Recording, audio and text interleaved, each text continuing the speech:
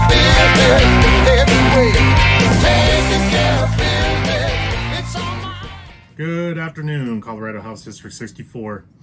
Hey, I wanted to bring up some things. I know I haven't been on here for a little bit. Got pretty busy there for a minute with everything that was happening in the news. I've got a lot of opinions on everything that has happened in the news recently, but long and the short of it is, this is a time for us to be the front that we need to be to make sure that we are helping all of our candidates get across the finish line in November. Wherever you're at, whatever district you are in, whatever elected officials you have or candidates you have running, we all need to remember that it doesn't matter how difficult a race might seem or how safe a seat might look or appear. It's not. Nothing is what it seems. You need to get behind a candidate that you support, that you are aligned with. What do I mean by that? I have a lot of people that tell me, I'm going to vote for you. I'll definitely be voting for you. That is much appreciated. We definitely need all the votes. We need everyone to turn out when it comes time for election. We need to get our voter turnout to increase substantially. 30% is ridiculous for voter turnout. We need to do much better than that.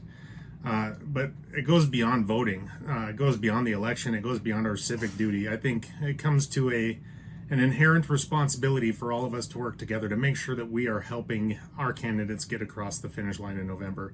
Whether that means, if you're financially able to help, donating and fundraising is amazing. That's always appreciated. If you're not financially able to help and you're able to walk and knock doors, if you're physically able to get out and do the canvassing and the grassroots politics and campaigning that we do, that's much appreciated as well.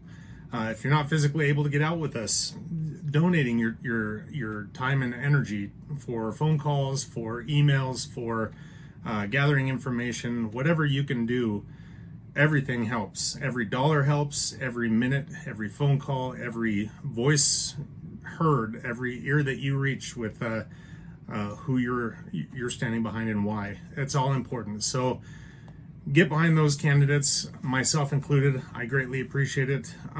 There's going to be a lot of news coming out on my campaign. There's also going to be news coming out as far as my efforts in the Capitol. So I'm going to be doing some new things in the Capitol to help us in the fight that we have, especially the fight that we have on the anti-gun movement that has been moving through ridiculously this last 2 years. We're going to put a stop to that. That'll be coming out this week, how that's going to be moving forward. Otherwise, doing a lot of big things down in the Capitol, doing a lot of big things here in House District 64. I'm even walking around with other candidates, going to meet people with other candidates, and I was able to help out a couple different people. I went and visited Dan Woog for House District 19 the other day.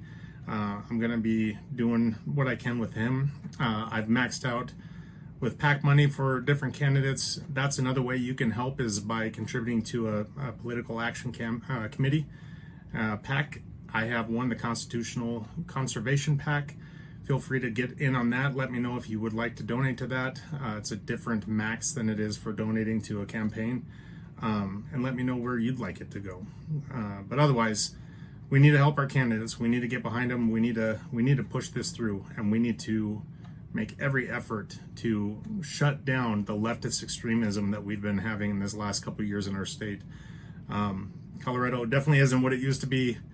Who knows if Colorado will ever get back to where it used to be, but the fact of the matter is, we have a chance now to push back, and we have a chance to win some seats back and get ourselves in a better position to stop the horrible legislation from the Democrats this last 2 years. So we can, moving forward, stop that if we can get some seats filled and seats flipped. So do what you can to help out. I'm going to be out there, and one of the big things we're going to be doing, myself and Dan Woog, House District 64 and House District 19, we're going to be hosting a motorcycle ride fundraiser. You can see the flyers there for that. That's going to be more public. I'm going to get these flyers out.